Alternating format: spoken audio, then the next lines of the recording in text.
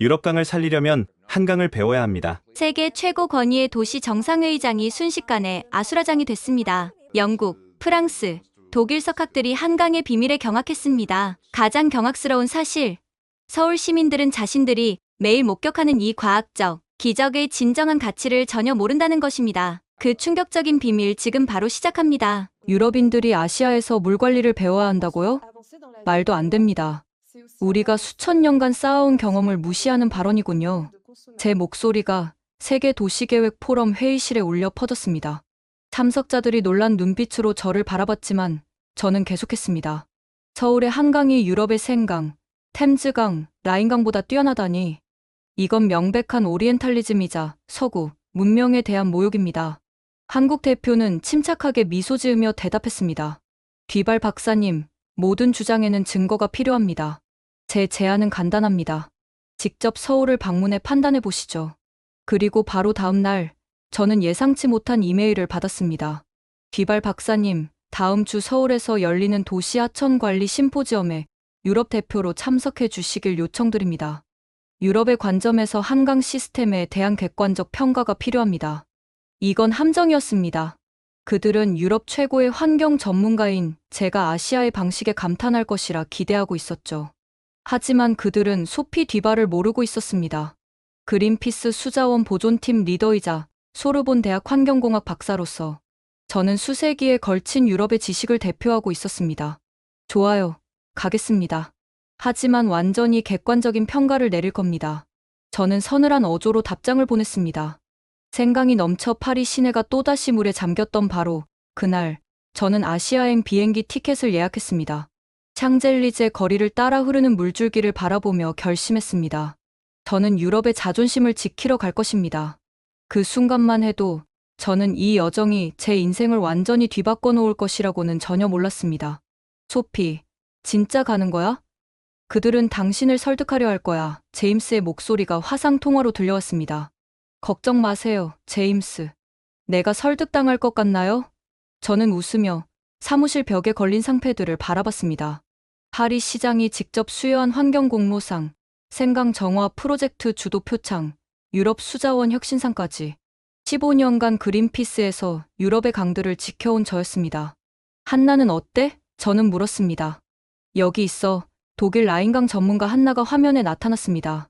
그녀의 얼굴은 심각했습니다. 소피, 내가 찾은 자료가 있어. 서울의 홍수관리 시스템 데이터야. 솔직히 인상적이야. 인상적이라고?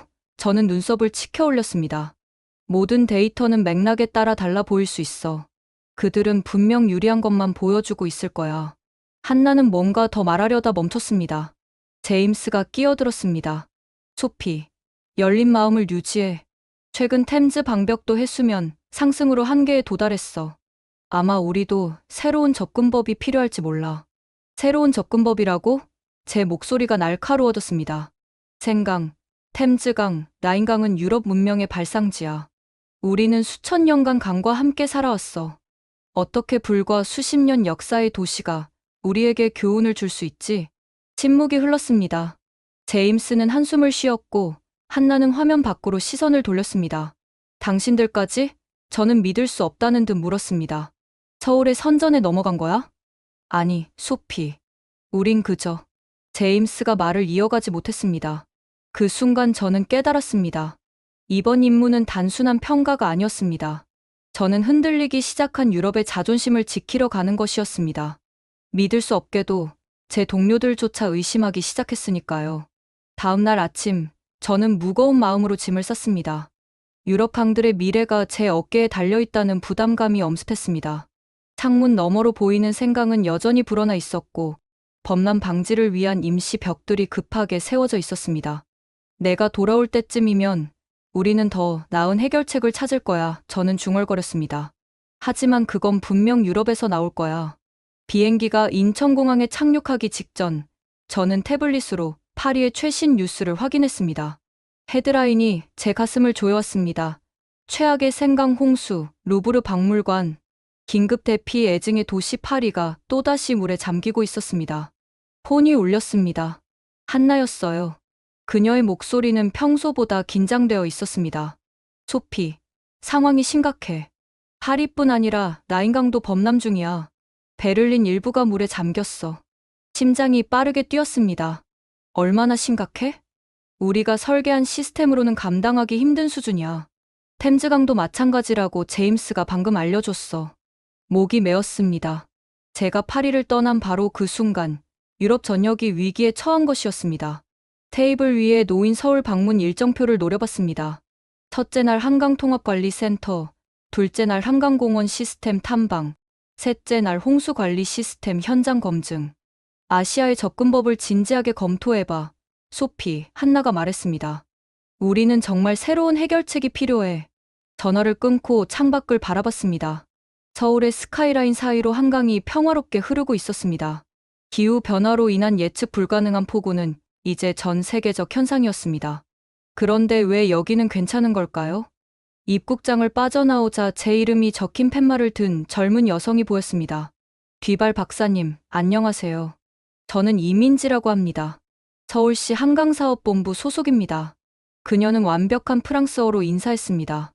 놀랍게도 그녀는 제 모교인 소르본 대학에서 공부했다고 했습니다. 이상하게도 친근감이 느껴졌습니다. 차에 오르면서 휴대폰을 확인했습니다. 제임스가 보낸 메시지였습니다. 템즈 방벽 작동 실패. 런던 일부 침수. 해결책이 필요해, 소피. 그 순간 저는 이 여행이 단순한 평가가 아니라 구원의 사명이 될지도 모른다는 불길한 예감이 들었습니다. 유럽의 자존심을 지키러 왔지만 이제는 유럽의 도시들을 구할 방법을 찾아야 할지도 모르겠습니다. 여기가 한강입니다. 민지가 차창 너머를 가리켰습니다. 넓은 강줄기가 시야에 들어왔습니다. 솔직히 인상적이었습니다. 생강의 우아한 곡선과는 달리 한강은 압도적인 규모로 도시를 가로질렀습니다. 생강보다 훨씬 넓네요. 저는 최대한 객관적인 어조로 말했습니다. 네, 한강은 최대 폭이 1200m에 이릅니다. 그리고 서울 시민 1000만 명의 삶과 깊이 연결되어 있죠. 저는 속으로 비웃었습니다. 모든 강은 도시 주민과 연결되어 있어. 그게 뭐 특별한 일이라고? 호텔에 도착해 창문을 열자 한강의 전경이 펼쳐졌습니다. 평일 오후인데도 강변은 사람들로 북적였습니다. 자전거를 타는 사람들, 조깅하는 사람들, 피크닉을 즐기는 가족들. 생강변의 고급스러운 카페들과는 사뭇 다른 광경이었습니다. 제 휴대폰이 울렸습니다. 제임스였어요. 소피, 상황이 악화되고 있어. 파리 시장이 비상회의를 소집했어. 그들은 우리의 홍수관리 시스템이 실패했다고 말하고 있어. 숨이 멎는 것 같았습니다. 저는 파리에 있어야 했습니다. 제가 설계한 시스템이 위기에 처했는데 저는 다른 나라에서 견학을 하고 있었으니까요. 제임스, 내가 지금 돌아가야 할까? 아니, 소피. 지금은 이미 늦었어. 오히려 그곳에서 우리가 쓸 수 있는 해결책을 찾아와. 우리는 정말로 도움이 필요해. 전화를 끊고 창밖을 바라봤습니다. 한강은 평화롭게 흐르고 있었습니다. 어제 서울에도 큰 비가 내렸다고 들었는데 흔적조차 찾아볼 수 없었습니다. 민지에게서 문자가 왔습니다. 내일 아침 9시에 로비에서 뵙겠습니다. 한강통합관리센터부터 방문할 예정입니다. 질문 목록 준비해 오세요. 우리는 모든 것에 답할 준비가 되어 있습니다. 그녀의 자신감 넘치는 태도가 짜증나면서도 동시에 호기심이 생겼습니다. 그들은 무엇을 그렇게 자랑스러워하는 걸까요? 적어도 이제 저는 진심으로 알고 싶었습니다. 파리, 런던, 베를린이 물에 잠기고 있는 지금 그들의 비결이 정말로 궁금했으니까요. 노트북을 열어 질문 목록을 작성하기 시작했습니다. 이번에는 단순히 비판하러 온 것이 아니었습니다. 제 도시를 구할 방법을 찾으러 온 것이었습니다. 이것이 한강통합관리센터입니다. 민지가 현대적인 건물 앞에서 말했습니다. 내부로 들어서자 벽면 크기의 대형 디스플레이가 눈에 들어왔습니다. 한강 전체가 실시간으로 모니터링되고 있었고 다양한 색상으로 수위, 수질, 이용 패턴까지 표시되어 있었습니다. 인상적이네요. 저는 솔직하게 말했습니다. 하지만 파리도 생강 모니터링 시스템이 있어요. 차이점이 뭔가요? 센터장인 김 박사가 미소를 지었습니다. 가장 큰 차이는 철학입니다. 우리는 강을 통제하려 하지 않아요. 통제하지 않는다고요? 저는 의아했습니다. 그럼 홍수는 어떻게 막나요? 우리는 홍수를 막지 않습니다. 관리합니다. 그는 버튼을 눌러 화면을 전환했습니다. 이제 디스플레이는 한강의 다양한 구간을 보여주고 있었습니다. 보시다시피 우리는 강을 완전히 콘크리트로 가두지 않았습니다. 자연스러운 범람을 허용하는 구간들이 있죠. 이 구역들은 평소에 공원이나 레크리에이션 공간으로 활용되다가 홍수 시 물을 일시적으로 저장하는 완충 지대가 됩니다. 이건 유럽의 접근법과 완전히 달랐습니다. 우리는 항상 더 높은 벽, 더 강력한 펌프, 더 견고한 제방으로 홍수를 막으려 했습니다. 그런데 여기서는 홍수를 관리한다고요? 그건 이론적으로는 좋지만 실제 큰 홍수가 났을 때도 효과적인가요? 생강 같은 경우 역사적 건물들이 많아 물이 범람하면 돌이킬 수 없는 피해가 발생합니다. 김 박사는 다른 화면을 보여줬습니다. 2022년 서울의 역대급 폭우 당시 실시간 데이터와 대응 기록이었습니다. 이때 서울에 100년 만에 폭우가 내렸습니다. 하지만 피해액은 과거 비슷한 규모의 홍수 때보다 80%나 감소했죠. 숫자와 그래프가 명확했습니다. 부정할 수 없는 증거였습니다. 비결이 뭔가요? 저는 진심으로 궁금해졌습니다. 세 가지입니다. 첫째, 지정된 범람 구역을 통한 물 관리. 둘째, 도시 전체에 분산된 빗물 저장 시스템. 셋째, 시민들의 참여와 이해. 민지가 스마트폰을 보여줬습니다. 이건 한강 시민 앱입니다. 300만 명 이상의 시민이 사용하고 있어요. 실시간 정보를 제공하고 시민들이 직접 문제를 신고할 수도 있죠. 제 가슴이 갑자기 조여왔습니다. 파리에선 상상도 할 수 없는 일이었습니다. 파리지행들은 강의 관리를 전적으로 정부의 책임으로 여겼으니까요. 이 시스템은 얼마나 비쌌나요? 저는 마지막 방어선으로 비용 문제를 들고 나왔습니다. 초기 투자는 컸지만 10년 이상의 기간으로 봤을 때 전통적인 방식보다 오히려 저렴합니다. 홍수 피해 복구 비용이 크게 줄었거든요. 호텔로 돌아오는 길에 저는 깊은 생각에 잠겼습니다. 제가 15년간 확신해온 모든 방법론이 흔들리고 있었습니다. 만약 한강 시스템이 정말 효과적이라면 생강은 왜 이런 접근법을 시도해보지 않았을까요? 제 자존심이 허락하지 않았기 때문이라는 불편한 진실이 스멀스멀 피어올랐습니다. 다음 날 아침, 맑은 하늘 아래 여의도 한강공원으로 향했습니다. 민지는 자전거 2대를 준비해 놓았습니다. 정말 자전거를 타자고요?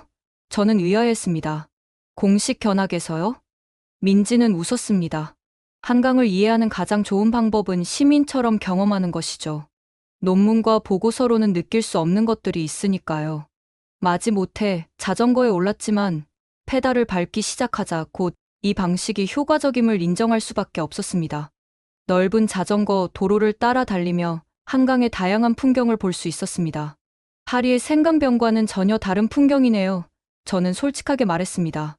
생강 주변은 아름답지만 대부분 관광객들을 위한 공간이에요. 파리 시민들은 그곳을 일상에서 잘 이용하지 않죠. 강변을 따라 달리며 저는 점점 더 놀라웠습니다. 공원마다 다른 특색이 있었고 모든 연령층과 계층의 사람들이 각자의 방식으로 강을 즐기고 있었습니다. 저기 보세요. 민지가 가리켰습니다. 지금 지나가는 구간은 홍수 때 일부러 물에 잠기게 설계되었어요. 지형을 보세요. 단계적으로 낮아지죠? 자세히 보니 강변이 여러 단계로 설계되어 있었습니다. 가장 위쪽은 절대 침수되지 않는 자전거 도로, 그 아래는 거의 침수되지 않는 산책로, 더 아래는 가끔 침수되는 잔디밭, 가장 아래는 자주 침수되는 모래사장이었습니다. 그런데 사람들이 불평하지 않나요? 공원이 자주 물에 잠긴다면? 처음에는 그랬어요. 하지만 시민교육을 통해 이 시스템의 가치를 이해하게 되었죠. 이제는 오히려 자랑스러워해요. 자신들의 공원이 도시를 보호한다는 사실을요. 잠시 자전거를 세우고 강변 카페에서 휴식을 취했습니다. 옆에서는 어부들이 낚시를 하고 있었습니다. 저 물고기들이 식용으로 안전한가요? 저는 물었습니다. 대부분은 그렇습니다. 한강의 수질은 크게 개선되었어요. 80년대만 해도 한강에서 물고기를 잡아먹는 것은 상상할 수 없었죠. 그 말을 듣고 저는 생강을 떠올렸습니다. 파리는 2024년 올림픽을 위해 생강 수영이 가능하도록 정화 사업을 진행했지만 낚시한 물고기를 먹을 수 있을 정도는 아니었습니다. 점심시간이 되자 공원은 더욱 북적였습니다.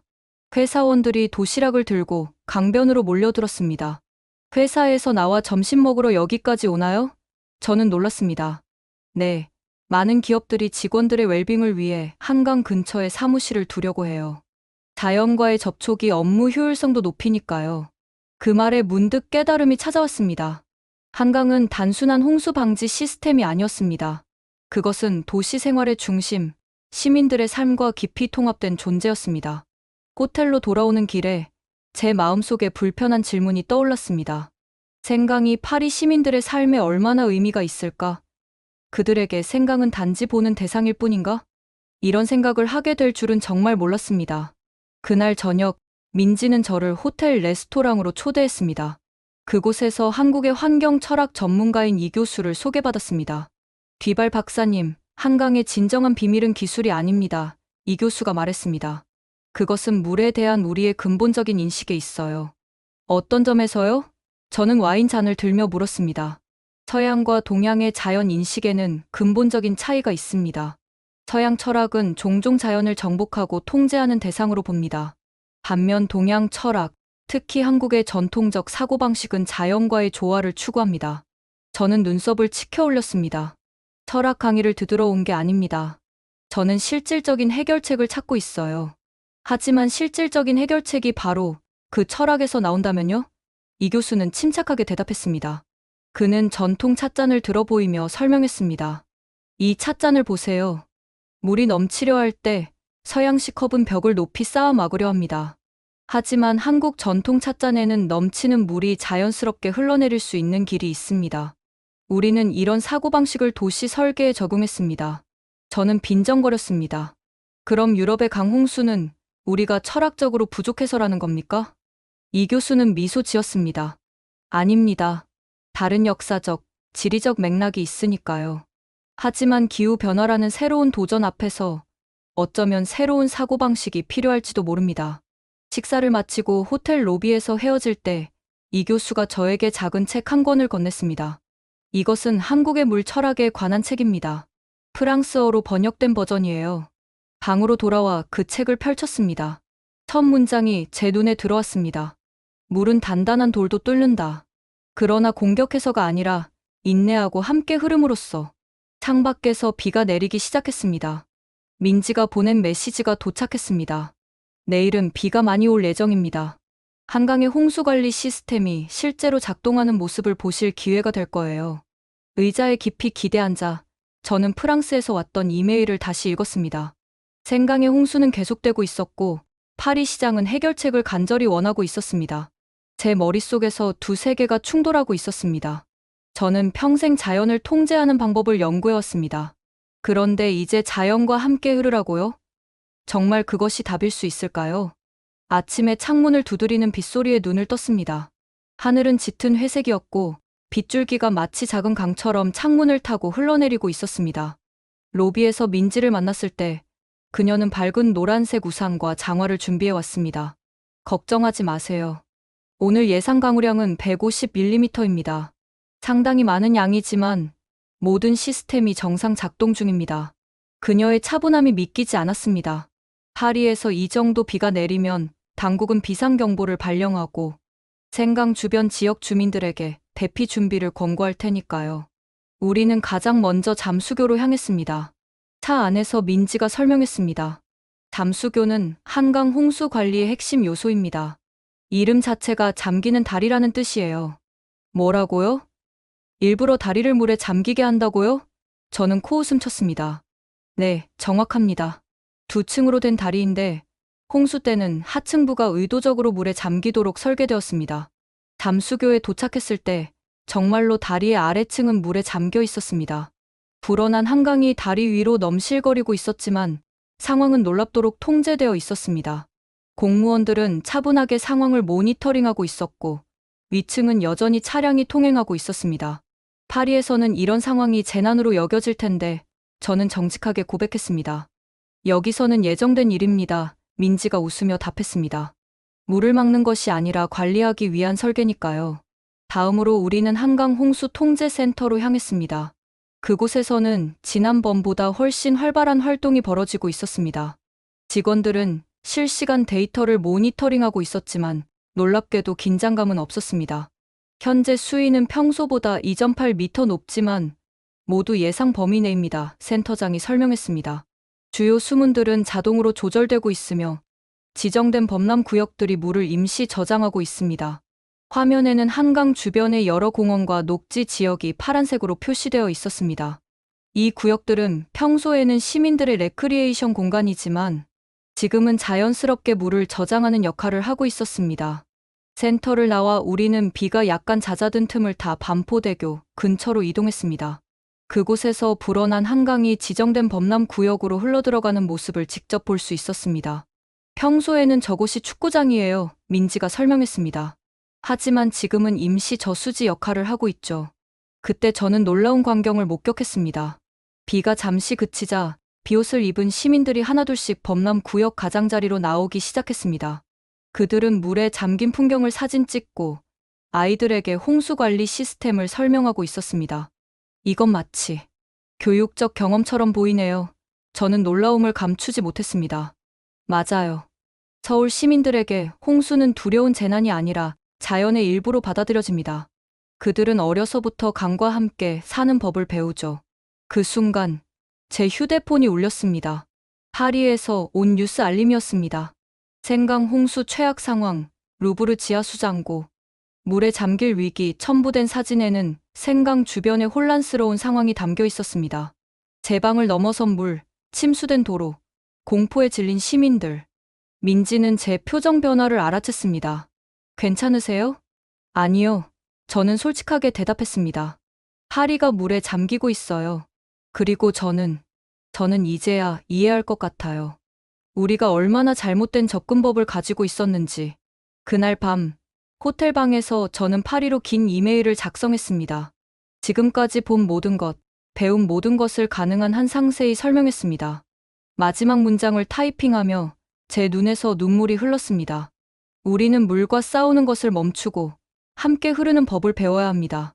다음 날 아침, 폭우는 거짓말처럼 멈추고 화창한 날씨가 찾아왔습니다.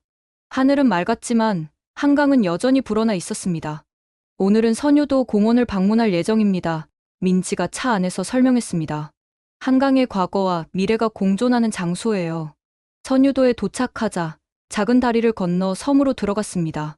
그곳에서 보이는 광경은 정말 예상치 못한 것이었습니다. 오래된 산업시설들이 그대로 남아있지만 완전히 다른 목적으로 활용되고 있었습니다. 이곳은 1978년부터 2000년까지 서울의 주요 정수장이었습니다. 민지가 설명했습니다. 시설이 노후화되자 많은 사람들이 철거를 요구했죠. 하지만 서울시는 다른 선택을 했습니다. 과거 정수장의 거대한 콘크리트 여과지가 이제는 아름다운 수생식물 정원으로 변신해 있었습니다. 물탱크는 전망대로, 파이프는 산책로로 재탄생했습니다. 파리에서는 이런 오래된 산업 시설들을 대부분 철거하고 새로운 건물을 짓습니다. 저는 말했습니다. 역사적 가치가 있는 것만 보존하죠. 여기서는 과거를 지우는 대신 변형시키는 접근법을 선택했어요. 무언가를 파괴하고 새로 시작하는 대신 자연이 그것을 천천히 변화시키도록 허용하는 거죠. 그 말에 깊은 생각이 떠올랐습니다. 이건 단순한 공원 설계의 문제가 아니었습니다. 그것은 더 근본적인 철학적 차이를 반영하고 있었습니다. 서양의 이분법적 사고방식, 자연과 인간, 과거와 현재, 보존과 발전을 분리하는 경향. 과는 달리 이곳은 모든 것이 함께 공존하고 있었습니다. 어제 물에 잠겼던 공원들은 어떻게 됐나요? 저는 문득 궁금해졌습니다. 이미 정상으로 돌아왔어요. 물이 빠지면 청소팀이 즉시 출동합니다. 이건 잘 확립된 절차예요. 민지는 한 사진을 보여줬습니다.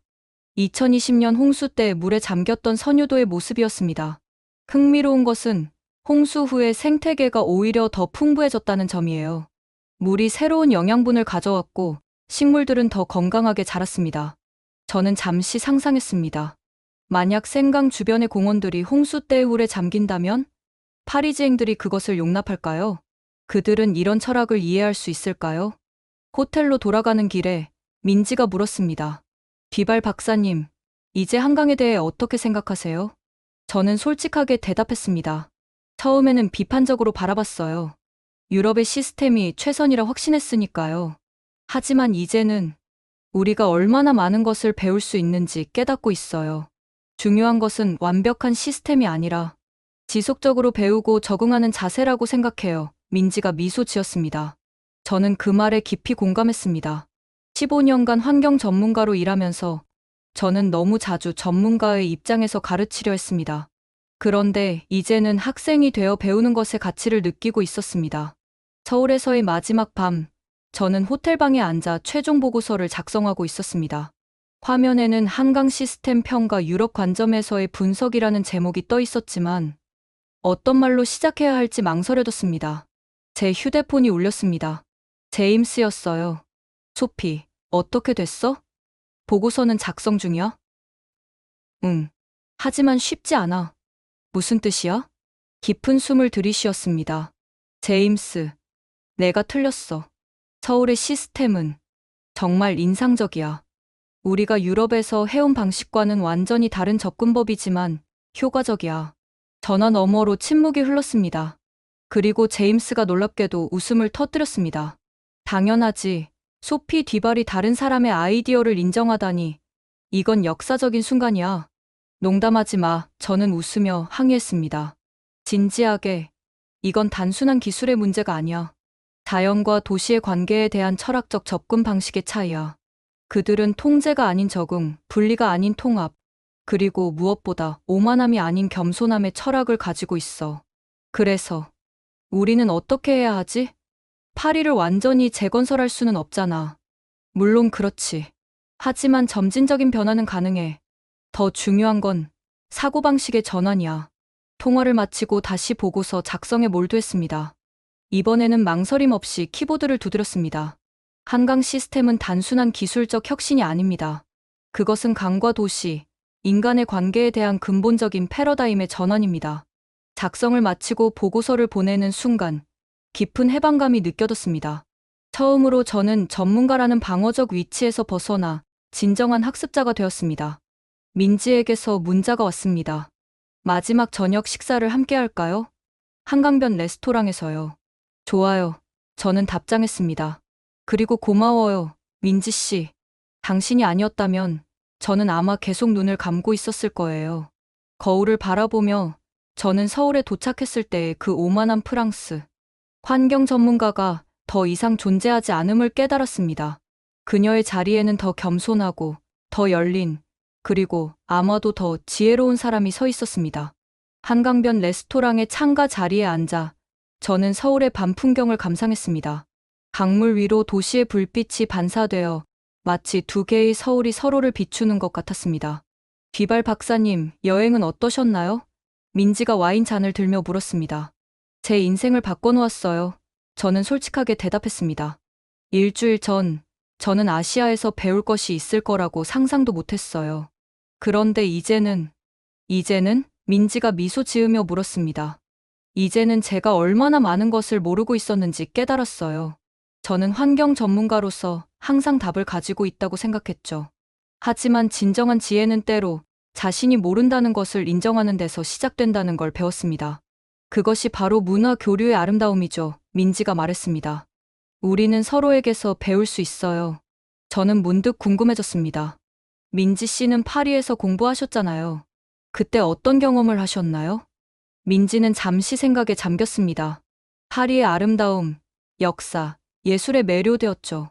하지만 때로는 유럽 사람들이 자신들의 방식만이 옳다고 생각하는 것 같았어요. 아시아인으로서 제 관점은 종종 이해할 수 없는 것으로 여겨졌죠. 그녀의 말에 부끄러움이 밀려왔습니다. 제가 정확히 그런 태도를 가지고 있었으니까요. 정말 죄송해요.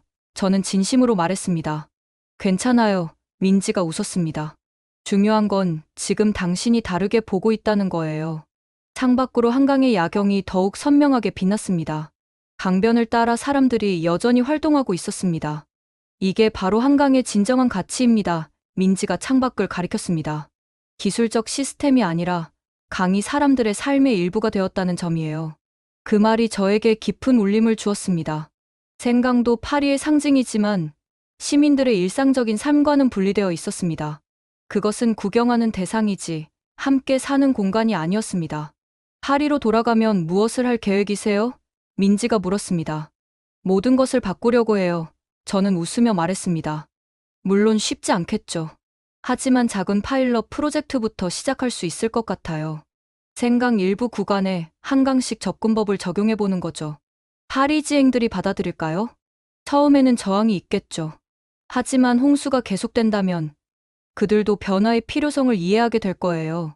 디저트를 먹으며 저는 마지막 질문을 던졌습니다. 한강의 성공 비결은 무엇이라고 생각하세요? 기술, 정책, 아니면 다른 무엇인가요? 민지는 잠시 생각한 후 대답했습니다. 겸손함이라고 생각해요. 자연을 통제할 수 있다는 인간의 오만함을 버리고 대신 자연의 흐름에 귀 기울이는 겸손함이요. 그 밤, 호텔 방으로 돌아와 창밖의 한강을 마지막으로 바라보며 저는 깨달았습니다. 제가 서울에서 배운 것은 단순한 홍수관리 기술이 아니었습니다. 그것은 겸손함이라는 어쩌면 가장 소중한 인간의 덕목이었습니다. 파리 샤를 드골 공항에 도착했을 때 비가 내리고 있었습니다. 택시를 타고 시내로 향하는 길, 창밖으로 보이는 생강은 여전히 불어나 있었고 강변도로 일부는 통제되어 있었습니다. 홍수 상황이 계속되고 있나요? 저는 택시 기사에게 물었습니다. 네, 일주일째예요. 당국은 해결책을 찾지 못하고 있어요. 사무실에 도착하자 제임스와 한나가 이미 기다리고 있었습니다. 소피, 돌아온 걸 환영해. 제임스가 반갑게 인사했습니다. 보고서를 읽었어. 정말 혁명적이야. 솔직히 말하자면 처음에는 믿기 힘들었어. 한나가 덧붙였습니다. 소피 뒤발이 아시아의 방식을 칭찬한다니. 나도 믿기 힘들어. 저는 웃으며 가방에서 자료들을 꺼냈습니다. 하지만 이건 동양 대 서양의 문제가 아니야. 우리가 자연과 어떤 관계를 맺을 것인가의 문제지. 저는 서울에서 찍은 사진들, 수집한 데이터, 그리고 간단한 설계도까지 테이블 위에 펼쳤습니다. 이것은 생강 동쪽 구간을 위한 파일럿 프로젝트 제안서야. 한강식 접근법을 적용해 볼 수 있는 완벽한 장소지. 제임스와 한나는 자료를 자세히 살펴보았습니다. 그들의 눈에서 점점 흥미와 희망의 빛이 커져갔습니다. 이거 실현 가능해 보여. 제임스가 말했습니다. 라인강에도 적용할 수 있을 것 같아. 한나가 덧붙였습니다. 그날 오후 우리는 파리 시장과 긴급 회의를 가졌습니다. 처음에 그녀는 회의적이었지만 서울의 데이터와 사진을 본 후 태도가 바뀌었습니다. 얼마나 빨리 시작할 수 있나요? 그녀가 물었습니다. 즉시요. 저는 자신감 있게 대답했습니다. 그리고 한 가지 제안이 있습니다. 서울의 전문가들을 초청해서 직접 자문을 받는 건 어떨까요? 시장은 고개를 끄덕였습니다. 좋은 생각이에요. 파리는 항상 세계 최고를 추구해왔어요. 심지어 그것이 아시아에서 온다 해도 말이죠. 회의가 끝나고 생강변을 따라 걸으며 저는 이제 다른 눈으로 강을 바라봤습니다. 단순히 파리의 아름다운 배경이 아니라 살아있는 존재로서의 생강을 보았습니다. 잠재력으로 가득 찬 도시와 시민들과 더 깊이 연결될 수 있는 존재로 말이죠. 제 휴대폰이 울렸습니다. 민지에게서 온 메시지였습니다. 뒤발 박사님, 무사히 도착하셨나요? 좋은 소식이 있어요. 서울시가 유럽 도시들과의 강관리 협력 프로그램을 승인했습니다. 곧 파리에서 뵙겠네요. 미소를 지으며 답장을 보냈습니다. 네, 잘 도착했어요. 정말 기쁜 소식이네요. 파리에서 벨라를 기대하고 있을게요. 1년 후 생강 동쪽 구간의 생강생태 회랑이라는 이름의 새로운 프로젝트가 완성되었습니다. 높은 콘크리트 제방 대신 다양한 수위에 적응할 수 있는 단계적 공간이 조성되었고 시민들이 강과 직접 소통할 수 있는 접근로가 만들어졌습니다. 개장식에는 서울에서 온 민지와 김 박사도 참석했습니다. 그들의 자문은 프로젝트 전반에 걸쳐 중요한 역할을 했습니다. 정말 놀라운 변화네요. 민지가 제 옆에서 말했습니다. 아직 시작에 불과해요. 저는 대답했습니다. 하지만 중요한 첫걸음이죠. 유럽 전역에서 온 도시 계획자들과 환경 전문가들이 이 프로젝트를 견학하기 위해 모였습니다. 런던, 베를린, 로마, 암스테르담까지 모두가 자신들의 도시에 이 접근법을 적용할 방법을 찾고 있었습니다. 처음에는 많은 반대가 있었어요. 저는 방문객들에게 설명했습니다. 파리지행들은 생강의 전통적인 모습을 지키고 싶어 했고 정치인들은 비용을 우려했죠. 하지만 지난 봄 홍수 때 이 구간만 피해가 없었다는 사실이 모든 것을 바꿨습니다. 템즈강 관리국의 제임스가 고개를 끄덕였습니다. 런던에서도 비슷한 파일럿 프로젝트를 시작했어요. 시민들의 반응이 놀랍도록 긍정적입니다. 특히 젊은 세대들은 강과 더 가까이 소통하길 원하고 있어요. 우리는 생강의 새로운 생태 회랑을 따라 걸었습니다. 1년 전만 해도 콘크리트 제방이었던 곳에 이제는 갈대와 수생식물이 자라고 있었고, 계단식 산책로를 통해 파리지앵들이 강변까지 내려갈 수 있었습니다. 아이들은 물가에서 안전하게 뛰놀고 예술가들은 강변에 앉아 그림을 그리고 있었습니다. 가장 놀라운 변화는 시민들의 인식이에요. 한나가 말했습니다. 베를린에서도 강을 두려워하기보다 소중히 여기기 시작했습니다. 해질녘, 우리는 노트르담 대성당 근처의 작은 카페에 모였습니다. 창밖으로는 생강이 황금빛 석양을 반사하며 흐르고 있었습니다. 우리가 시작한 것은 단순한 환경 프로젝트가 아니에요. 저는 잔을 들어 건배를 제안했습니다. 이것은 문화적 대화입니다. 동양과 서양, 전통과 혁신, 인간과 자연 사이의 대화죠. 민지도 잔을 들었습니다. 그리고 무엇보다 강들 사이의 대화입니다. 한강, 생강, 템즈강, 라인강. 그들은 같은 언어로 말하고 있어요. 우리가 귀 기울이기만 한다면 말이죠. 다음 날 아침, 저는 일찍 일어나 생강변을 따라 조깅을 했습니다. 한 해 전까지만 해도 이런 아침 활동은 제 일상이 아니었지만 지금은 제 삶에서 빼놓을 수 없는 부분이 되었습니다. 강변 벤치에 앉아 휴식을 취하고 있을 때 제 휴대폰에 뉴스 알림이 떴습니다. 유럽연합 강의 권리 법안 초안 발표. 유럽의 주요 강들의 법적 보호 지위 부여 예정. 미소를 지으며 하늘을 올려다봤습니다. 작은 변화들이 모여 큰 변화를 만들어가고 있었습니다. 유럽의 강들은 서서히 깨어나고 있었고 도시들은 그들과 새로운 관계를 맺기 시작했습니다. 생강의 물결을 바라보며 저는 한강에서 배운 가장 중요한 교훈을 다시 한번 되새겼습니다.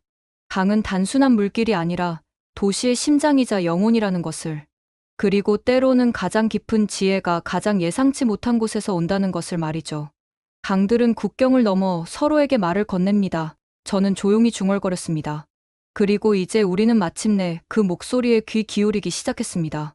지금까지 한강에서 생강으로, 동양에서 서양으로 흐른 지혜의 이야기였습니다. 강은 그저 물줄기가 아니라 문화와 철학, 삶의 방식을 연결하는 다리가 될 수 있음을 보여주는 이야기였습니다. 도시와 자연이 대립하지 않고 조화롭게 공존할 수 있는 미래를 향한 희망의 메시지. 오늘도 여러분의 마음속에 잔잔한 물결로 남기를 바랍니다. 이 스토리가 마음에 와닿으셨다면 좋아요와 구독으로 응원해주세요. 지금까지 코리아 원더풀이었습니다. 감사합니다. 뉴욕 맨해튼 한복판에 아침부터 긴 줄이 늘어서 있는 놀라운 풍경이 있습니다. 자세히 보면 줄을 서서 기다리는 사람들이 미국인들을 비롯한 각국의 외국인들로 가득합니다. 이런 진풍경이 연출되고 있는 곳은 바로 미국 뉴욕 맨해튼 로어 이스트 사이드에 위치한 한국식 기사 식당입니다. 그저 맛있는 음식을 넘어 한 인간의 진솔한 이야기가 담긴 이 식당의 인스타그램은 10만 팔로워를 훌쩍 넘겼습니다. 지금부터 그 사연의 주인공을 만나보겠습니다. 이야기를 시작하기 전에 구독과 좋아요 이미 눌러주셨죠? 감사합니다. 그럼 이야기를 시작합니다. 안녕하세요.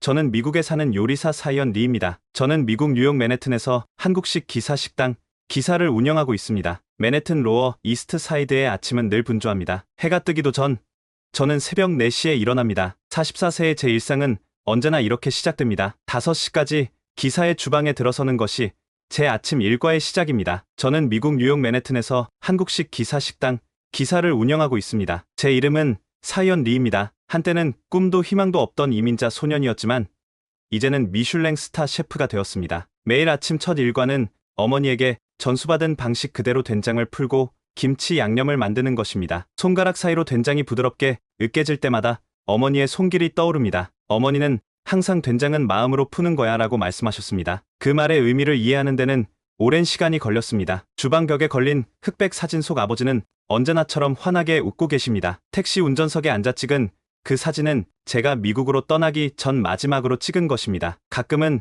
그 사진 속 아버지와 대화를 나누기도 합니다. 오늘도 잘하고 있어요, 아버지. 사진 옆으로는 이제는 유명해진 기사의 모습이 실린 뉴욕타임즈 기사가 걸려 있습니다. 맨해튼의 피어난 서울의 추억이라는 제목의 그 기사는 미슐랭 스타 셰프가 차린 소박한 한국 식당의 이야기를 다루고 있습니다. 셰프로서 화려한 성공을 거두었지만 제 손에는 여전히 요리 흉터와 화상 자국이 뚜렷합니다. 이 흉터들은 제 삶의 지도와도 같습니다. 매번 칼을 잡을 때마다 과거의 고통과 노력을 기억하게 합니다. 2022년 제임스 비어드 재단 베스트 셰프 후보에 오르며 명성을 쌓았지만 저는 여전히 주방에서 한국어와 영어가 섞인 독특한 언어로 스태프들과 소통합니다. 아침 6시 주방 직원들이 하나둘 출근하기 시작합니다. 제가 가장 좋아하는 시간입니다. 조용한 주방에서 혼자만의 시간을 가질 수 있는 마지막 순간이니까요. 이제 바쁜 하루가 시작됩니다. 저는 매일 2시간 동안 보리를 씻습니다. 다른 직원들에게 맡길 수도 있지만 이 일만큼은 꼭 제가 직접 합니다. 보리의 꾸덕한 색과 냄새는 이제는 사라진 을지로의 그 식당을 떠올리게 합니다. 30년도 더 된 기억이지만 아버지가 좋아하시던 보리 비빔밥의 맛은 아직도 혀끝에 선명합니다. 창밖으로는 벌써 긴 줄이 만들어지고 있습니다. 뉴욕 토박이들, 관광객들, 그리고 한국인들까지. 저는 그들을 바라보며 감사한 마음을 느낍니다. 그들은 단순히 한 끼를 위해 이곳에 선 것이 아닙니다. 어쩌면 그들도 각자의 추억 속 어떤 맛을 찾고 있는지도 모르겠습니다. 이제 세계 최고의 도시에서 미슐랭 스타 셰프가 된 저지만 어쩌면 아직도 12살 그 여름날 아버지를 기다리고 있는지도 모르겠습니다. 이제 제 이야기를 들려드리려 합니다. 12살 어느 여름날 을지로의 좁은 골목길에서 시작된 이 긴 여정의 이야기를 말입니다. 지금도 가끔 그날의 아침을 떠올립니다. 1993년 여름 을지로 좁은 골목길, 하얀 수증기를 내뿜는 국밥집들 사이로 아버지의 등을 따라 걸었던 그 여름날을 당시 저는 12살이었고 그것이 아버지와의 마지막 아침이 될 것이라고는 상상조차 하지 못했습니다. 아버지는 매일 새벽 4시에 출근하셨습니다. 택시 운전을 하시던 아버지는 늘 첫 손님을 태우기 전 을지로의 기사식당에서 든든하게 한 끼를 드시곤 했습니다. 그날도 평소와 다르지 않았습니다. 다만 처음으로 제가 아버지의 아침 식사에 동행했다는 것만이 달랐을 뿐입니다. 여름방학이 시작된 지 얼마 되지 않았던 그날, 저는 막연한 호기심에 아버지를 따라 나섰습니다. 새벽 공기는 서늘했고 도시는 아직 잠에서 깨어나지 않은 듯 했습니다. 아버지는 평소보다 조금 늦게 출발하셨습니다. 제가 따라온다고 하니 오늘은 특별히 늦게 나가야겠다. 웃으셨던 것이 기억납니다. 을지로 기사식당은 좁은 골목 안쪽에 있었습니다. 낡은 간판 아래 조그만 문을 열고 들어가면 묵직한 된장국 냄새가 코를 찔렀습니다. 그 향기는 지금도 제 기억 속에 생생합니다. 가끔은 기사의 주방에서 그 향기를 재현하려 노력하지만 완벽히 똑같지는 않습니다. 아마도 그 시절의 공기와 그 시절에 제 마음이 없기 때문일 것입니다. 아버지는 늘 그랬듯 보리 비빔밥을 주문하셨고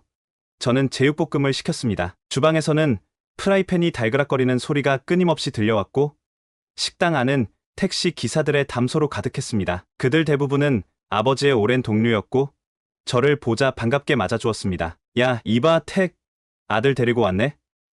다들 아버지를 택이라고 불렀습니다. 지금 생각해보면 성함의 마지막 글자를 따서 부른 것 같습니다. 여기 보리 비빔밥이 서울에서 제일이야. 아버지는 늘 이 말씀을 하셨습니다. 고슬고슬한 보리밥에 간간한 나물과 고추장을 비벼 드시는 모습은 마치 의식과도 같았습니다. 저는 그때 처음으로 아버지의 보리 비빔밥을 한 숟가락 얻어 먹었습니다. 낯선 맛이었지만 이상하게도 친숙했습니다. 어쩌면 그것은 아버지의 맛이었는지도 모릅니다. 그 식사가 우리의 마지막이 될 줄은 아무도 몰랐습니다. 그날 오후 졸음 운전을 하던 화물차가 신호대기 중이던 아버지의 택시를 들이받았다는 전화를 받았습니다. 서울대학교 병원 응급실로 달려갔지만 이미 아버지는 돌아오지 않는 길을 떠나고 없었습니다. 순식간에 찾아온 이별이었습니다. 장례식장에는 아버지의 택시 동료들이 모여 그분의 선한 일화들을 들려주었습니다. 어떤 분은 매번 병원에 가는 노인에게 택시비를 받지 않았다는 이야기를, 또 어떤 분은 비 오는 날 우산도 없이 걸어가는 학생들을 무료로 태워주곤 했다는 이야기를 들려주었습니다. 저는 그제서야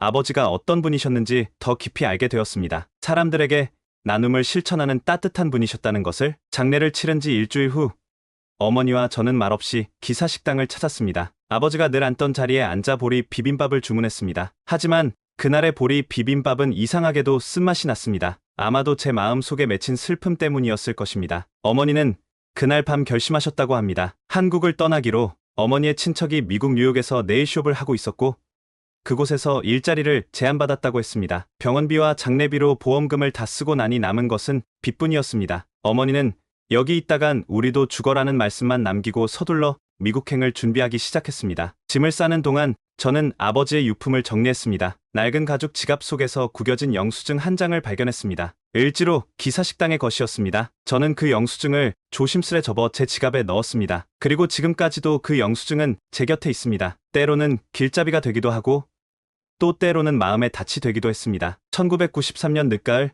인천공항에서 우리는 뉴욕행 비행기에 올랐습니다. 이륙하는 비행기 창밖으로 서울의 밤거리가 반짝였습니다. 어딘가에 을지로의 기사 식당도 있었겠지요. 12살 소년의 가슴에는 아버지와의 마지막 아침 식사의 기억과 그 맛이 깊이 새겨졌습니다. 그 기억은 이제 맨해튼의 기사라는 이름으로 다시 태어났습니다. 뉴욕의 첫 겨울은 유난히도 추웠습니다. 1993년 겨울, 퀸즈의 한인타운 근처 반지하 원룸에서 어머니와 저는 하나뿐인 전기장판을 나눠 덮은 채 밤을 보냈습니다. 영하의 기온 속에서 난방비를 아끼기 위해 전기장판 하나에 의존해야 했던 그 시간들이 아직도 생생합니다. 창문으로 스며드는 찬 공기는 서울의 겨울과는 달랐고 길거리의 영어는 여전히 낯설기만 했습니다. 이곳에서의 새로운 삶은 상상했던 것보다 훨씬 더 고되었습니다. 어머니는 친척이 운영하는 네일숍에서 일을 시작하셨습니다. 아침 9시부터 밤 9시까지 하루 12시간을 손님들의 발을 만지며 살균제 냄새를 맡아야 했습니다. 몇 달이 지나자 어머니의 손목에는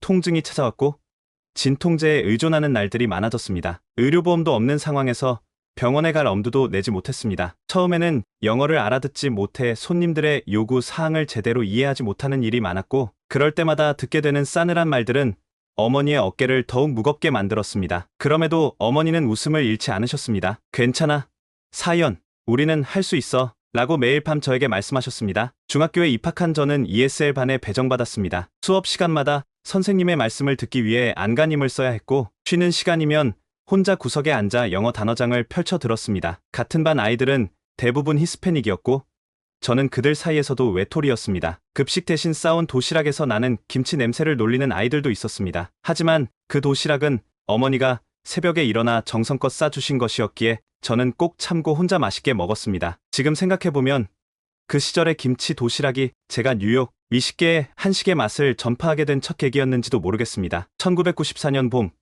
14살이 된 저는 차이나타운의 중국집에서 배달일을 시작했습니다. 나이가 너무 어리다는 것을 알았기에 가게 주인에게는 16살이라고 거짓말을 했습니다. 위조한 서류로 겨우 취업할 수 있었지만 불법 취업이라는 불안감은 늘 따라다녔습니다. 무거운 배달 가방을 메고 뉴욕의 거리를 누비는 일은 쉽지 않았습니다. 특히 엘리베이터가 없는 아파트의 꼭대기층까지 음식을 배달할 때면 다리가 후들거릴 정도로 힘이 들었습니다. 더 힘든 것은 사람들의 시선이었습니다. 못 알아들을 거라 생각했는지 손님들은 종종 제 앞에서 왜 이런 애를 보내?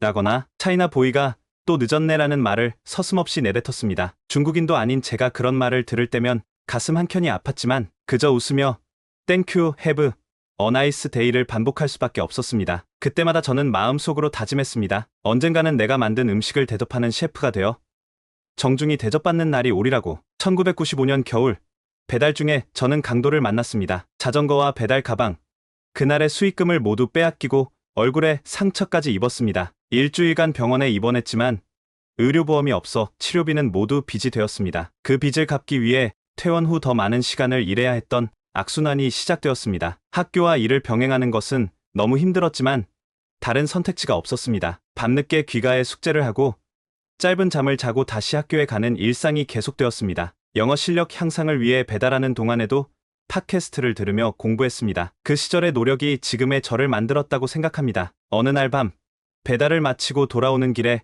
갑자기 눈물이 쏟아졌습니다. 그날따라 유난히 서러웠던 것 같습니다. 아버지가 계셨다면 이렇게 힘들지는 않았을 텐데 그 생각을 하자 걷잡을 수 없이 눈물이 흘렀습니다. 집에 돌아와 보니 어머니는 이미 주무시고 계셨습니다. 손톱 손질로 거칠어진 어머니의 손을 보며 저는 다시 한번 눈물을 삼켰습니다. 하지만 그런 날들 속에서도 희망은 있었습니다. 매주 토요일이면 어머니와 함께 한인마트에 장을 보러 갔고 그곳에서 만난 한국 식품들은 우리에게 작은 위안이 되었습니다. 특히 라면 코너에서는 늘 발걸음이 오래 머물렀습니다. 어머니는 이번 주는 좀 넉넉하니 라면 하나 더 살까?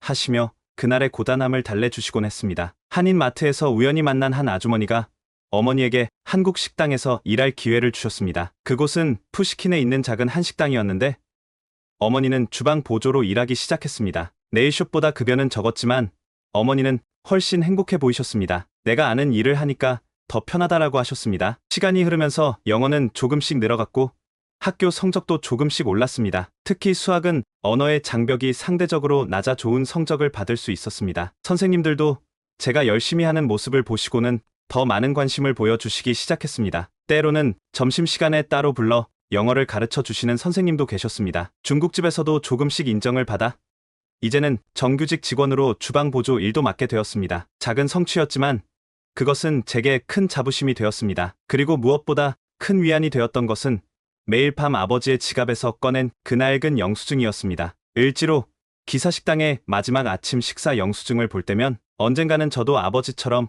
누군가에게 따뜻한 한 끼를 대접하는 사람이 되고 싶다는 생각이 들었습니다. 그것은 어쩌면 제가 그토록 힘든 나날들을 견딜 수 있었던 작은 꿈이었는지도 모릅니다. 차이나타운의 중국집 부엌은 제 인생의 전환점이 된 곳입니다. 1996년 처음에는 그저 배달 음식을 받아가는 공간이었지만 점차 그곳에서 무언가 특별한 것을 발견하기 시작했습니다. 쉴 새 없이 오가는 주방장들의 손놀림, 불꽃이 치솟는 웍의 소리, 식재료들이 변신하는 마법 같은 순간들이 제 시선을 사로잡았습니다. 처음으로 요리에 관심을 가지게 된 것은 우연한 계기였습니다. 배달이 없는 시간, 주방 구석에서 쉬고 있을 때였습니다. 주방장 왕 아저씨가 갑자기 저를 불렀습니다. 차이나 보이, 이리 와봐. 늘 그렇게 저를 불렀지만 그날만큼은 그 호칭이 거슬리지 않았습니다. 왕 아저씨는 제게 양파를 썰어보라고 했습니다. 서툴게 칼을 잡는 제 손을 보며 한숨을 쉬던 그는 결국 직접 칼 잡는 법부터 가르쳐 주기 시작했습니다. 이렇게 손가락을 구부려.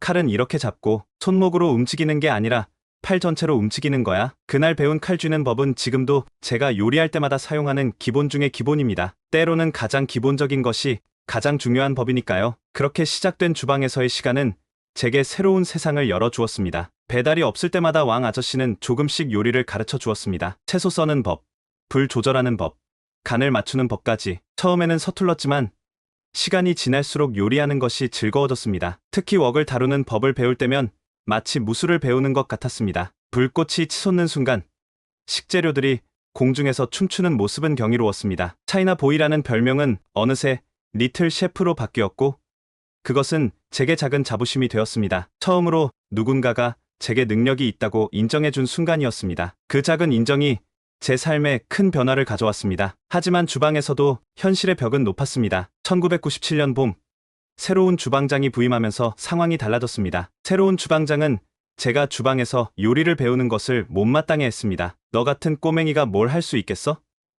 대달이나 열심히 해라는 말을 수도 없이 들어야 했습니다. 동양인이라고 해서 다 요리를 잘하는 건 아니야 라며 비웃음을 듣기도 했습니다. 하지만 그럴수록 더 열심히 했습니다. 학교가 끝나면 곧장 중국집으로 달려와 배달을 했고 틈나는 대로 주방 일을 도왔습니다. 심지어 무급으로도 주방 보조를 하게 해달라고 부탁했습니다. 새벽에는 일찍 와서 주방 청소를 자청했고 밤에는 가장 늦게까지 남아 정리를 도왔습니다. 점차 주방에서의 제 존재감이 커져갔습니다. 바쁜 시간에는 어느새 제가 간단한 튀김 요리를 맡게 되었고 볶음밥을 만드는 일도 배우게 되었습니다. 새로운 주방장도 조금씩 저를 인정하기 시작했습니다. 너 생각보다 손맛이 있네라는 말을 들었을 때의 그 기쁨은 아직도 잊을 수 없습니다. 1998년 중식 조리사 자격증 취득을 위한 야간 과정에 등록했습니다. 학교와 일을 병행하며 공부하는 것은 쉽지 않았지만 요리에 대한 열정은 그 어려움을 이겨낼 수 있게 해주었습니다. 어느 날 밤 주방을 청소하다가 문득 깨달았습니다. 제가 요리를 하고 있을 때가 가장 행복하다는 것을. 그리고 그때마다 이상하게도 아버지가 떠올랐습니다. 그날 밤 집으로 돌아와 어머니께 조심스럽게 말씀드렸습니다. 요리사가 되고 싶다고. 어머니는 한참을 말없이 저를 바라보시더니 깊은 한숨을 내쉬셨습니다. 내가 하고 싶은 게 그거니? 그럼 해봐. 엄마임에도 내 꿈을 막을 순 없구나. 그리고 어머니는 놀랍게도 뉴욕의 유명 한인 요리사 박종우 셰프를 알고 계셨습니다. 네일숍에 단골로 오시는 분의 소개로 알게 된 분이었습니다. 어머니는 저를 데리고 그분을 찾아가 어떻게 하면 제가 요리사의 꿈을 이룰 수 있을지 조언을 구했습니다. 그렇게 저는 고등학교를 다니면서 주말마다 박 셰프의 레스토랑에서 설거지를 하게 되었습니다. 그곳에서 처음으로 제대로 된 주방의 시스템을 배웠고 요리사가 되기 위해 무엇을 준비해야 하는지 알게 되었습니다. 무엇보다 중요한 것은 그곳에서 한식의 매력을 재발견하게 되었다는 점입니다. 힘들었지만 그때의 경험은 제 인생의 소중한 밑거름이 되었습니다. 1999년 고등학교를 졸업한 저는 꿈에 그리던 뉴욕 요리학교 컬리너리 인스티튜트 오브 아메리카에 입학했습니다. 학비를 충당하기 위해 장학금을 신청했고 부족한 부분은 아르바이트로 메꿔야 했습니다. 요리학교에 입학하던 날 저는 처음으로 하얀색 셰프의 유니폼을 입어보았습니다. 하얀 조리복을 입고 거울을 보는 순간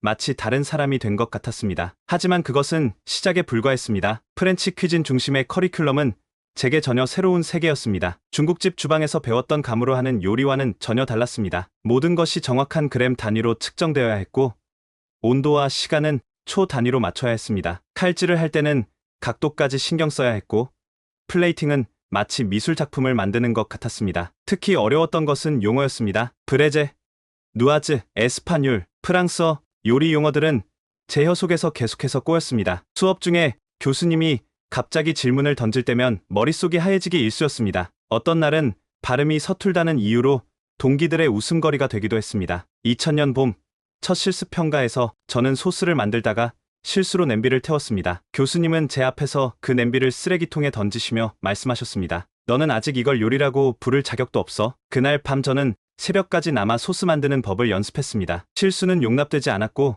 완벽함만이 요구되었습니다. 누구보다 늦게 시작했기에 저는 누구보다 더 열심히 해야 했습니다. 주말에는 뉴욕 다운타운의 프렌치 비스트로에서 아르바이트를 했습니다. 처음에는 설거지와 채소 다듬기만 했습니다. 하루 종일 서서 일하다 보면 다리가 퉁퉁 부었고 손은 뜨거운 물에 데어 갈라졌습니다. 주방에서는 계급이 철저했고 명령은 절대적이었습니다. 예스 셰프라는 말은 제 입에 붙어있는 주문과도 같았습니다. 동양인이라는 편견은 여전했습니다. 어떤 셰프는 제게 너는 스시나 만들지 그래라고 비꼬았고 또 어떤 이는 중국 요리나 하지 왜 프렌치를 하려고 하니?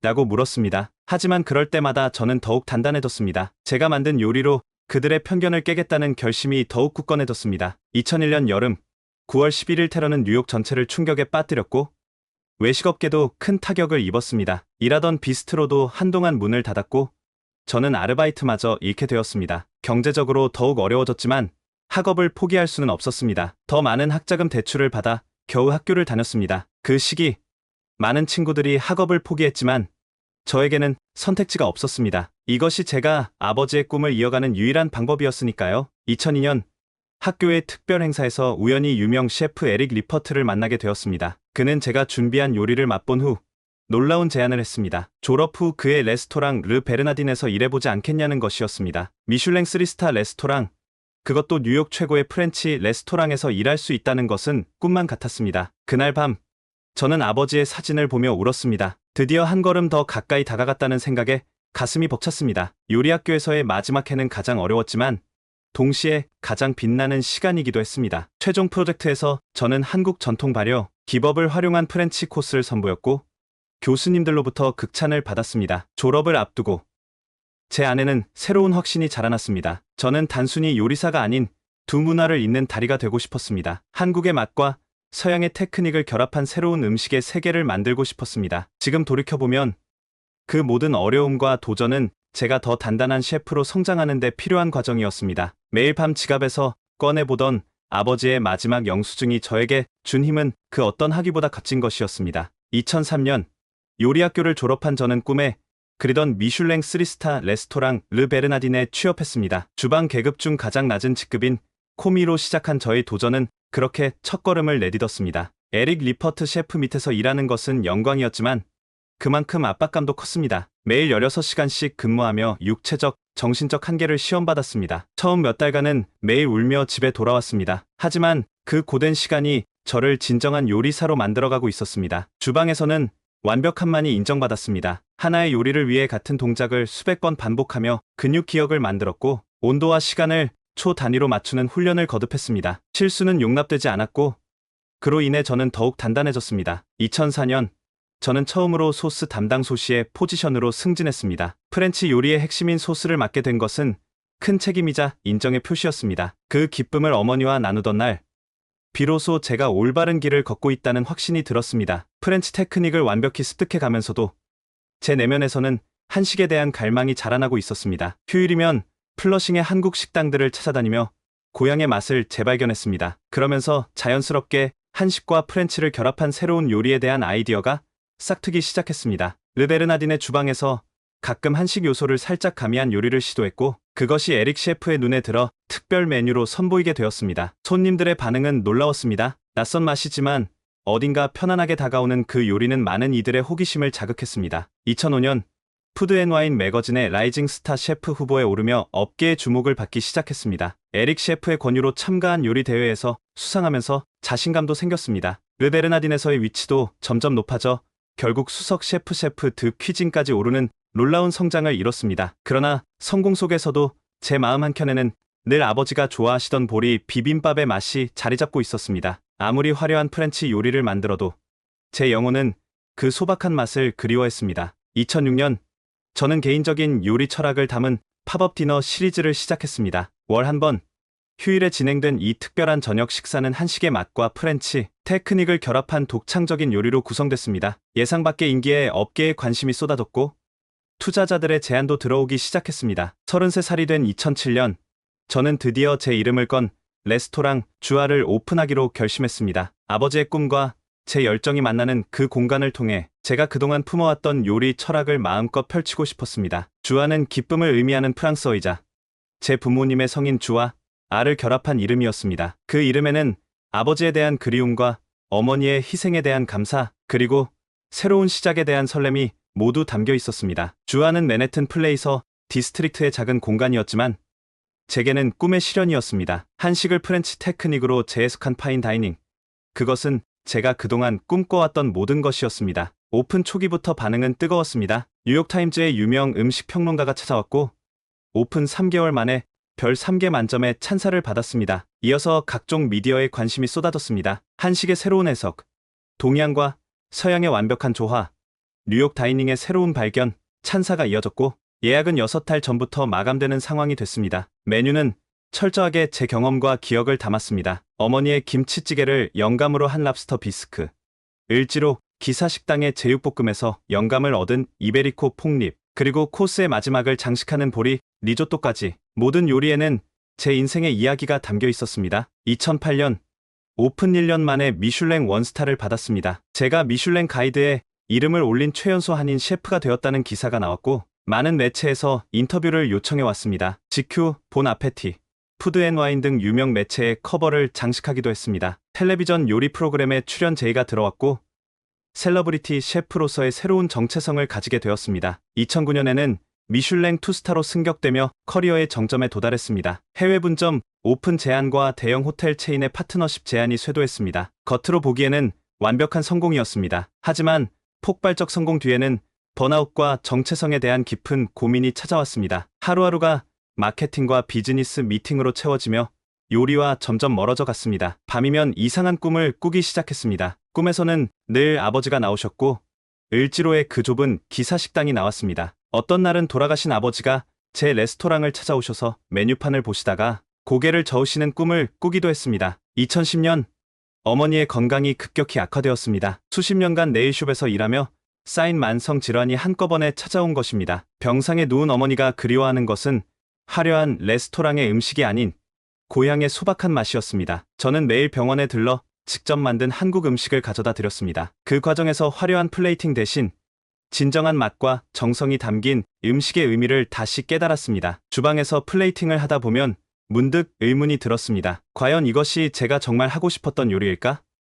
손님들은 와인을 마시며 제 요리를 예술 작품처럼 감상했지만 그들의 표정에서 아버지가 보리 비빔밥을 드시며 지으시던 그 행복한 미소는 볼 수 없었습니다. 매일 밤 서비스가 끝나고 홀로 남아 새로운 메뉴를 구상하던 어느 날이었습니다. 문득 지갑에서 아버지의 마지막 영수증을 꺼내보았습니다. 시간이 흘러 거의 바스러질 것 같은 그 종이 한 장을 보고 있자니 갑자기 모든 것이 명확해졌습니다. 제가 요리를 시작했던 이유, 그리고 제가 정말 전하고 싶었던 것, 그것은 결코 값비싼 코스 요리도 미슐랭 스타도 아니었습니다. 제가 진정으로 원했던 것은 아버지가 그러셨듯 누군가에게 따뜻한 한 끼를 대접하는 것이었습니다. 2011년 저는 15년 만에 한국을 방문할 기회가 있었습니다. 오랜만에 고국 방문은 저에게 충격적인 경험이었습니다. 급격히 변한 서울의 모습과 을지로 일대의 재개발로 인해 제가 기억하던 그 거리는 거의 사라져 있었습니다. 옛 기사 식당들이 있던 자리에는 세련된 카페들과 사무실 건물들이 들어서 있었습니다. 아버지와 마지막으로 식사했던 그 식당도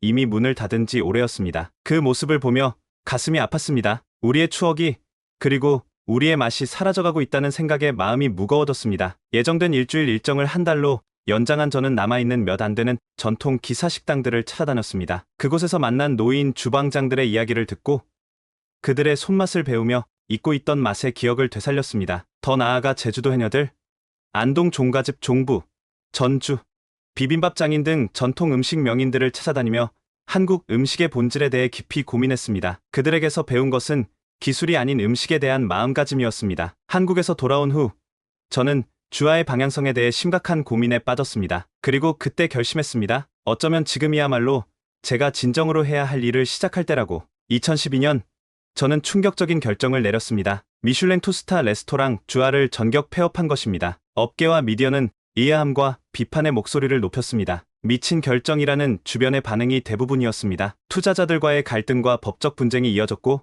정신적, 재정적 압박감은 극에 달했습니다. 6개월간 저는 침묵 속에서 은둔하다시피 지내며 깊은 자기 성찰의 시간을 가졌습니다. 주변의 반응은 예상대로였습니다. 미슐랭 투스타를 받은 레스토랑을 포기하고 기사 식당을 연다는 계획을 아무도 이해하지 못했습니다. 투자자들은 제가 번아웃이 온 것이라 생각했습니다. 잠시 쉬었다가 다시 생각해보는 게 어떻겠냐는 제안도 있었고 지금이야말로 체인점을 낼 기회라며 만류하는 이들도 있었습니다. 심지어 어떤 이는 한국 음식은 이제 고급화되어야 할 때라며 제 결정이 시대를 거스르는 것이라고 했습니다. 하지만 제 마음은 이미 정해져 있었습니다. 을지로에서 본 것은 단순히 사라져가는 식당들이 아니었습니다. 그것은 우리의 일상이었고 추억이었고 정서였습니다. 파인다이닝이 한식의 유일한 미래가 되어서는 안 된다는 생각이 확고해졌습니다. 2013년 초 저는 뉴욕 로어 이스트 사이드에 새로운 공간을 물색하기 시작했습니다. 임대료가 저렴한 이유로 오랫동안 비어있던 낡은 세탁소 건물을 택했습니다. 실용적인 결정이었지만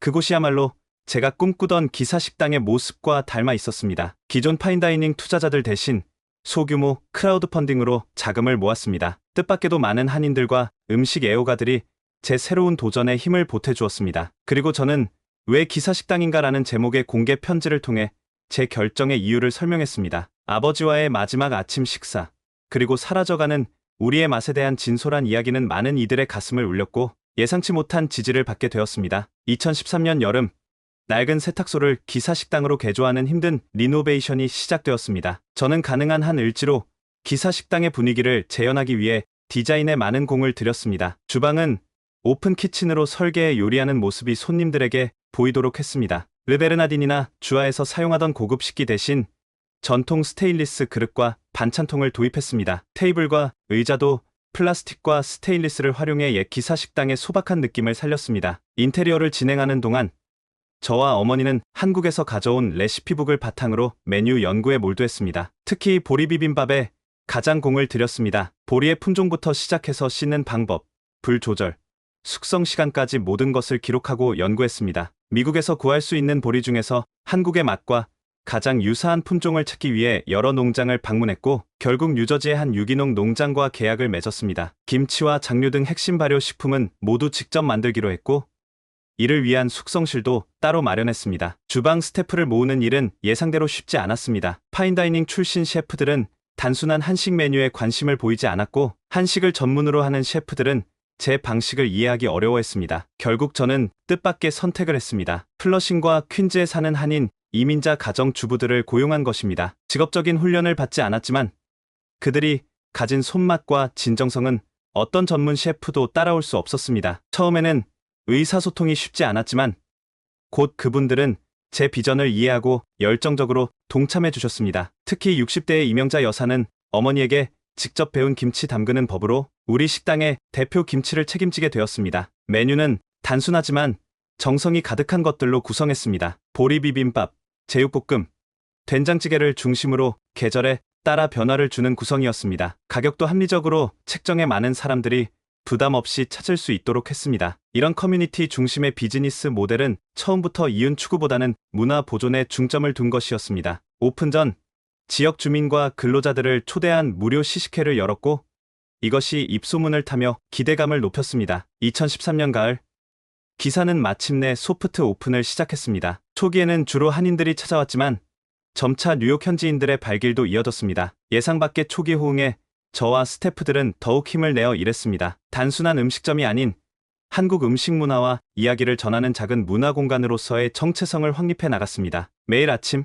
문을 열기 전 스태프들과 함께하는 식사 시간은 마치 가족 모임 같은 따뜻함이 있었고 그 분위기는 자연스럽게 손님들에게도 전해졌습니다. 2014년 초 예상치 못한 일이 벌어졌습니다. 뉴욕타임즈의 유명 음식 칼럼니스트 피트 웰스가 기사를 방문했고 놀랍게도 극찬 리뷰를 게재한 것입니다. 맨해튼의 피어난 서울의 시간과 공간이라는 의미심장한 제목의 리뷰는 기사를 하루아침에 뉴욕의 핫스팟으로 만들었습니다. 리뷰가 나간 다음 날부터 새벽마다 기사 문 앞에는 긴 줄이 늘어섰습니다. 뉴욕 토박이들, 유럽에서 온 관광객들, 심지어 한국 음식을 한 번도 맛보지 않은 사람들까지 찾아왔습니다. 그들이 원한 것은 단순한 식사가 아닌 리뷰에 묘사된 진정성 있는 경험이었습니다. 오픈 6개월 만에 기사는 이터 뉴욕의 올해의 레스토랑으로 선정되었고 곧이어 미슐랭 가이드의 빕 구르망 가성비 좋은 식당에 이름을 올리게 되었습니다. 파인다이닝 주하에서 받은 미슐랭 스타와는 다른 종류의 인정이었지만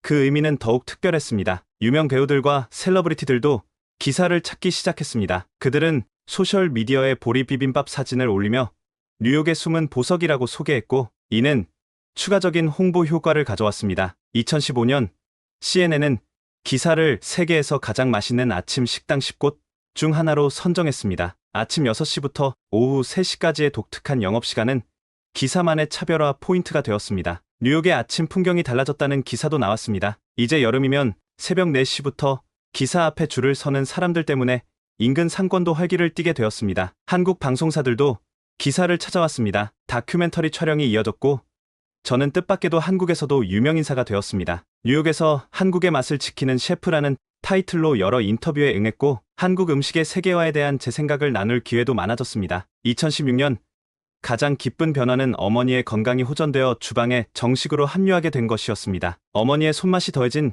기사의 음식은 더욱 진정성 있는 맛으로 발전했고 어머니는 종종 손님들과 이야기를 나누시며 우리 아들이 아버지의 꿈을 이어가고 있다고 자랑스럽게 말씀하셨습니다. 뉴욕시장이 직접 기사를 방문해 뉴욕의 문화적 보물이라 칭한 날은 특히 기억에 남습니다. 그날 시장은 제게 당신의 식당은 음식을 넘어 이야기를 전하고 있다고 말했습니다. 그 말이 제가 추구하던 바로 그것이었습니다. 기사는 화려함이나 특별함을 강조하지 않았습니다. 대신 한식의 일상성과 특별하지 않지만 위로가 되는 음식의 본질에 충실했습니다. 그것이 오히려 뉴욕 사람들의 마음을 사로잡은 비결이었는지도 모릅니다. 2017년 저는 제임스 비어드 재단의 올해의 셰프 최종 후보에 올랐습니다. 과거 파인다이닝 셰프로서가 아닌 진정성 있는 음식 문화를 지키는 셰프로서 인정받은 것이었습니다. 기사는 단순한 성공을 넘어 직원들의 복지에도 신경 썼습니다. 주방 직원들에게 의료보험과 교육 지원 등 선진적 복지 제도를 도입하며 외식업계의 새로운 모델을 제시했습니다. 특히 코로나19 팬데믹 기간 중에는 의료진들에게 무료 도시락을 제공하며 지역사회에 공헌했고 이런 노력으로 뉴욕시로부터 감사패를 받기도 했습니다. 기사는 이제 단순한 식당을 넘어 뉴욕의 지역 랜드마크가 되었습니다. 2023년 기사는 어느덧 개업 10주년을 맞이했습니다. 아버지의 추억을 이어가는 작은 식당이 뉴욕 한복판에서 10년 동안 한국의 일상, 음식 문화를 지켜왔다는 사실에 가슴이 벅차오릅니다. 이제는 매일 아침 보리를 씻고 된장을 푸는 일이 제 삶의 중심이 되었습니다. 30년도 더 된 기억이지만 을지로 기사 식당에서 아버지와 함께했던 그 아침의 맛은 여전히 제 혀끝에 선명합니다. 화려한 미슐랭 스타 셰프에서 소박한 한식당 주인으로 변모한 이 여정은 제게 말로 표현할 수 없는 가치를 안겨주었습니다. 이민자로서 겪었던 정체성 혼란과 음식을 통한 자아 발견의 과정은 많은 이들에게 공감과 위로를 전했습니다. 기사는 이제 한국을 떠나온 많은 이들에게 위로가 되는 공간으로 자리매김했습니다. 소설가, 학생, 사업가, 의사 등 다양한 배경을 가진 한인들이 찾아와 고향의 맛을 느끼며 잠시 마음의 평화를 찾습니다. 때로는 그들이 제게 자신의 이야기를 들려주기도 합니다. 이국 땅에서의 고단한 삶, 그리고 그 속에서 찾은 작은 성취와 희망들을 여전히 지갑에는 아버지의 마지막 식사 영수증이 간직되어 있습니다. 이제는 거의 바스러질 듯한 그 종이 한 장이 제 인생의 나침반이 되어주었습니다. 음식을 통한 문화 보존과 세대 간 이야기 전달의 중요성을 일깨워준 소중한 유산입니다. 앞으로의 계획은 더 많은 사람들과 이 경험을 나누는 것입니다. 맨해튼에 제2의 기사를 열 계획이며 언젠가는 한국 을지로에도 원조 지점을 설립하고 싶습니다. 또한 요리 학교를 세워 이민자 자녀들에게 요리 기술과 함께 문화적 자부심을 전달하는 것도 꿈꾸고 있습니다. 저는 종종 이런 말을 합니다. 음식은 단순한 생존 수단이 아닌 우리의 이야기와 정체성을 담는 그릇입니다. 그것은 제가 기사를 통해 실현하고자 했던 철학이기도 합니다. 오늘도 여전히 저는 아침 5시에 주방에 들어섭니다. 보리를 씻고 된장을 풀고 김치를 다듬는 일상이 이제는 제 삶의 전부가 되었습니다. 창밖으로 뉴욕의 새벽이 밝아오는 모습을 보며 문득 지난 시간들을 돌아보게 됩니다. 12살 소년이 아버지와 마지막으로 먹었던 그 보리 비빔밥의 맛을 찾아 이제는 뉴욕의 한 골목에서 같은 맛을 만들어내고 있다는 게 가끔은 신기하기만 합니다. 어쩌면 인생이란 이런 것인지도 모르겠습니다. 우리는 모두 각자의 방식으로 잃어버린 무언가를 찾아 헤매다가 그 과정에서 새로운 의미를 발견하게 되는 것일지도 모릅니다. 아버지, 이제는 아시나요? 당신의 아들이 여기 뉴욕에서 우리의 맛을 지켜가고 있다는 것을, 그리고 그 맛을 찾아 많은 이들이 모여들고 새로운 이야기가 시작되고 있다는 것을, 작은 영수증 한 장에 담긴 우리의 추억이 이제는 더 큰 이야기가 되어 흐르고 있습니다. 오늘의 이야기는 여기까지입니다. 정말 가슴 뭉클한 감동 스토리인데요. 안타까운 시련을 이겨내고 머나먼 미국 땅에서 일구어낸 한국의 맛과 그 성공 스토리는 우리 한국인들만의 끈기와 정체성에 대한 자부심이 묻어나는 것 같네요. 오늘의 이야기가 좋으셨다면 구독과 좋아요, 알람 설정 부탁드려요. 다음에도 감동적인 이야기로 찾아뵙겠습니다. 지금까지 코리아 원더풀이었습니다. 감사합니다.